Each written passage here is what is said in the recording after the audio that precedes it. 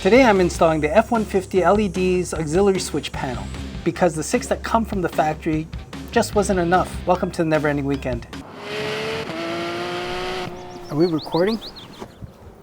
Okay, today we're going to install the F150 LED's auxiliary switch panel. There's 2 parts of this installation, the inside and the outside. F150 LED's did an excellent job of an installation video, and I'm going to put that in the description below so you can watch that for specific instruction. We're just going to go quickly through the inside and outside installation just to show you what's happening, and I'm going to use this to control my HiLites chase bar that I'm putting out in the back. And if you're interested on how I installed that chase light, the install video is right here.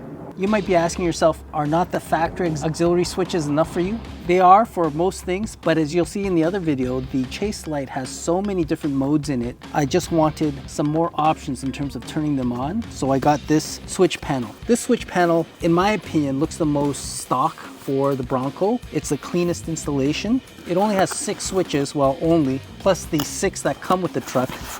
But here's what comes in the box, some pre-printed button stickers, your wiring harness, and then the control module itself, and the actual switch pod. So this obviously goes in the engine bay, and this in your dashboard. There's the adhesive, the brackets, some fuses, and all the attachment hardware inside as well. 5 minutes later. Everything seems so simple in the instructions, but so these screws came with the kit to attach this bracket to the auxiliary pod switch. They're of a certain length, and you can't tighten this any further. It stops. I mean, I'm getting to the point where I'm stripping the screw, trying to force it in, but the screw is too long. It doesn't clamp down all the way. So this is as far as it goes. The other side's the same, and it's loose still. So I don't know, it's loose as it sits on the bracket. So odd. All these kind of things that'll happen, these little things. But anyways, I don't know if you can tell, but there's that little gap there. So it's still, you know, I don't know. I think I'm going to maybe Dremel it down so it's a little bit shorter and then screw it in, making my own screws. Now, nice and tight. Okay, the pod's installed in, but one thing to note, this plate that comes with your Bronco, it's kind of dimpled where the screw sits in because underneath the mounting area is also grooved in so that it fits nice and flush. But once you put in that plate, because it doesn't have an area for the dimple to fall into and you screw it down, it'll bend the plate up a little bit. You can see that kind of right there. But not a huge deal, but just something to note. I don't know how you would fix that. You might make a hole bigger in the mounting plate, but regardless, something to watch out for. So now I'm just going to install the auxiliary switch distribution box.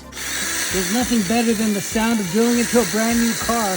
So coming out of the control module of the HiLites chase bar, I take all the cables coming out of the first bank, the ones that I want to use, and I wire them into the auxiliary switch panel here. It's just a screwdriver that you tighten, you plug in the wire and then tighten it down in individual fuses for each line. So it wasn't too bad. I was expecting it to be worse, the wiring. It was pretty straightforward. I know it's crazy wiring in here now. I'm gonna have to do something a little bit more permanent at some point, but yeah. So we're finally finished. I'll show you what I did. So this is the control module for the HiLites chase bar. I have the cables that I want to use and put them into the auxiliary switch distribution module. And then from there, this thing, it's also wired to the battery and ground through an upfitter auxiliary switch. I have the auxiliary switch loom here going into that grommet right there. I cut into that grommet. Hopefully no rain will leak in, but I guess time will tell. And then if you look up from the inside, you can see that grommet there. You can see the cable coming down behind the carpet and the pedals, and then you can kind of see the corner of the cable there, and then I wedged it through in between the crease of the console, and it comes out right there and plugs into the back of the unit. So once you power everything on, I still haven't put the stickers on yet, but you can obviously control the different modes of lighting, and then you can also turn on and off this master switch. But unfortunately, when you turn off the ignition, it doesn't hold that memory. So if you turn off the ignition, turn it on again, this will be wiped out. So that power button won't actually do anything. And this is what I've strung it up to. The different modes of lighting.